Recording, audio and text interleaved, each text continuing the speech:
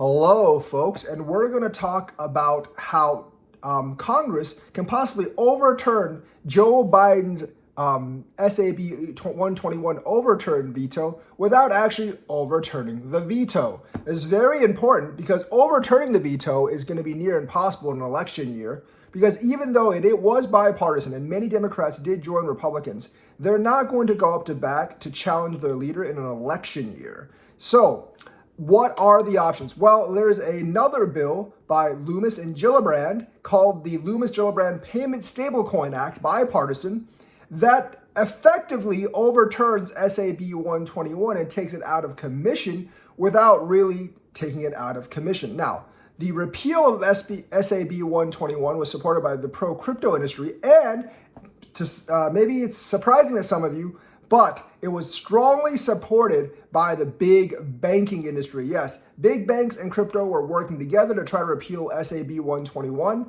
which would actually allow institutions to custody crypto on their balance sheets.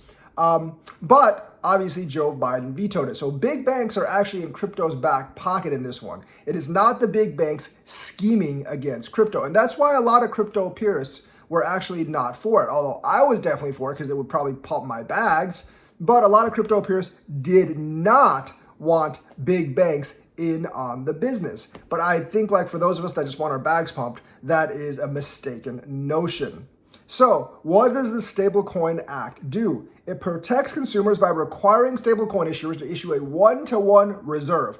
That's good. We want all stablecoin issuers to have one-to-one reserves. You don't want a case where they only have like 20 or 30% reserves. You want them to be fully backed. So if you want to withdraw your money, you can withdraw your money. It prevents illicit or unauthorized use of stablecoins by issuers and users.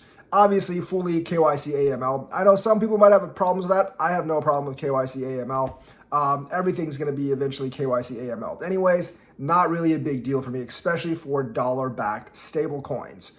Prohibits algorithmic stablecoins and cracks down on bad actors. Yeah, I'm not really like sad about this one. I mean, some people might be like, oh, it's a violation of freedom of speech. I don't really think algorithmic stablecoins are a freedom of speech. Also, it prevents something like Do Kwon happening, because if you allow algorithmic stablecoins, eventually something like that is going to happen. Because, like, someone's going to be like, you know what, I don't have the reserves. Let's just do this anyways. They'll never catch us until it's too late. Do Kwon and many people were so sure that Terra Luna was going to work out until it didn't. So I'm not actually sad about getting rid of algorithmic stablecoins. It also creates federal and state regulatory regimes for stablecoin issuers that preserve the dual banking system. But the most pressing concern about this, it also stipulates that crypto assets held in custody by financial institutions should not be considered assets or liabilities on their balance sheets, which directly conflicts with SAB 121. So in effect, if this passes, it's a congressional law, so it would override an SEC accounting bulletin. And like Joe Biden did not promise to actually veto this one. And I have believed that if he didn't actually promise to veto the bill, that SAB 121 thing, before it went to vote, he would not have vetoed it afterwards. He basically just kept the promise, which he should have broken, by the ways. But he's not going to be like, I'm going to veto this one too, because I don't think he actually wanted to veto it when it actually comes into play.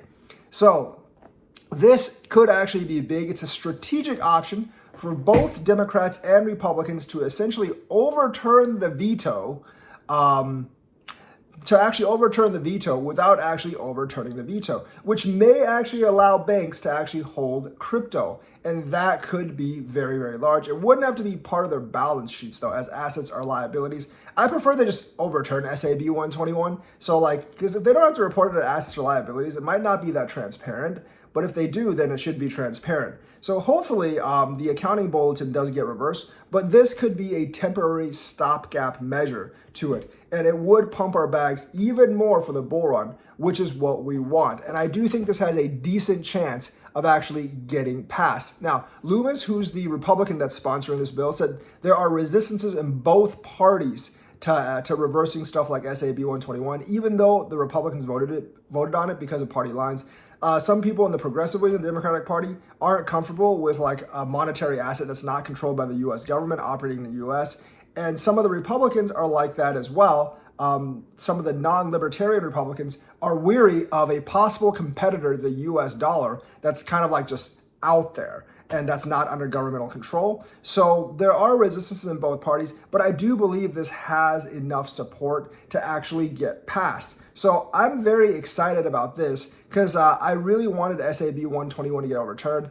I'm not a purist. I want them to pump my bags. And SAB 121, which does not allow banks or institutions to hold crypto, is getting in the way of them pumping my bags. And I want them to pump my bags. So, crypto idealism, great. That's kind of like out the door because, crypto is completely morphed into something that it was never intended to be, at least by the founders. It is more of an investment vehicle, an investment product right now, even though it's not a security because it has certain features like, you don't own part of the company when you buy the crypto, obviously.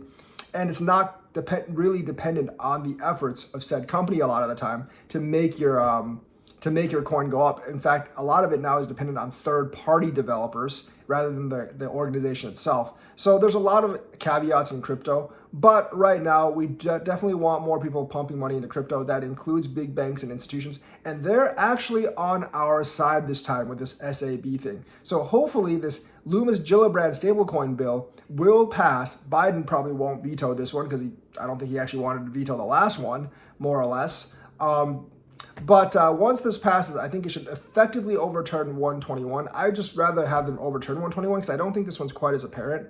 Because, assets and liabilities you have to list on your balance sheet every quarter. This, I'm not really sure if you do, but it will get them to pump my bags, which is exactly what I want. So that's the news for today. Let me know what you think. Like and subscribe, hit that bell notifications button. Thank you and have a nice day.